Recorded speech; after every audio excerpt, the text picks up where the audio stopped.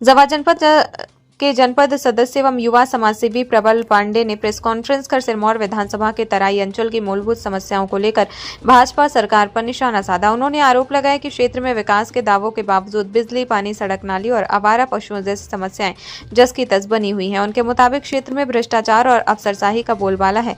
प्रबल पांडे ने कहा कि प्रशासनिक व्यवस्था का अंदाजा इसी बात से लगाया जा सकता है कि समस्याओं के समाधान के लिए सत्ता पक्ष के विधायक को ही अनशन पर बैठना पड़ रहा है।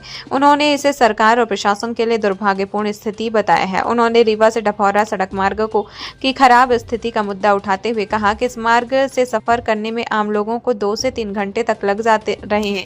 उन्होंने आरोप लगाया कि सड़क की मरम्मत के लिए जारी बजट का उचित उपयोग नहीं हुआ और कागजों में सड़क सुधार दिखा दिया गया। उन्होंने संबंधित ठेकेदार के भाजपा से जुड़े होने का भी आरोप लगाया है।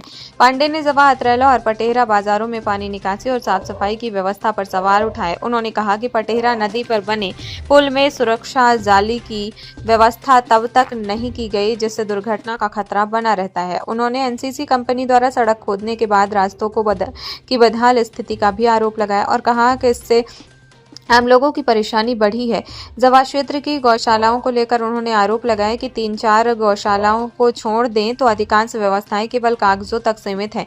कई गौशालाएं अधूरी पड़ी हैं। उन्होंने प्रशासन से जमीनी स्तर पर निरीक्षण कर वास्तविक स्थिति सामने लाने की मांग की है। प्रबल पांडे ने तराई क्षेत्र में अघोषित बिजली कटौती और मनमाने बिजली बिलों का आरोप लगाते हुए व्यवस्था में सुधार की मांग की है। साथ ही तहसील और जनपद कार्यालय में आम लोगों को काम के लिए बार-बार चक्कर लगाने पड़ने का आरोप लगाया। उन्होंने दावा किया कि बिना पैसे के लिए काम नहीं होने की शिकायतें लगातार सामने आ रही हैं। जनपद कार्यालय के आसपास सफाई व्यवस्था पर भी सवाल उठाते हुए उन्होंने कहा कि सफाई के नाम पर कई बार राशि खर्च होने के बावजूद कार्यालय के आसपास गंदगी दिखाई देती है। प्रबल पांडे ने कहा कि सरकार को विकास के दावों के बजाय जमीनी समस्याओं पर ध्यान देना चाहिए और प्रशासनिक व्यवस्था में जवाबदेही तय करनी चाहिए। आप जनपद सदस्य हैं जवा जनपद के, और आपने देखा होगा कि जवा जनपद में और तहसील के कार्यालयों के संबंध में आप क्या बोलेंगे? भाई साहब, जवा जनपद से शुरू कर देता हूँ। अभी कुछ दिन पहले मीटिंग थी सेक्रेटरियों की, छत गिर के उनके सर पे गिरा, छत का एक टुकड़ा गिरा और उनको लगा और उनको ले जाके रीवा ले गए। सफाई तो इतनी अच्छी कि आप जैसे ही एंटर कहते हैं कि कम से कम एक जो द्वार होता है, दरवाजा होता है, साफ होना चाहिए। राइट हैंड लेफ्ट हैंड पे शौचालय बना है, कभी साफ नहीं होता। गंदगी के नाम में इतनी अंधेर है और पैसा बराबर निकलता है सफाई। पैसा में कमी नहीं है निकलने में, ना कागज में निकलने में कमी है, ना पैसे में। यही हाल तहसील का है। एसडीएम पीयूष भट्ट साहब हैं, उनका नाम है पीयूष भट्ट। तो अब इससे ज़्यादा मैं क्या बोल दूँ।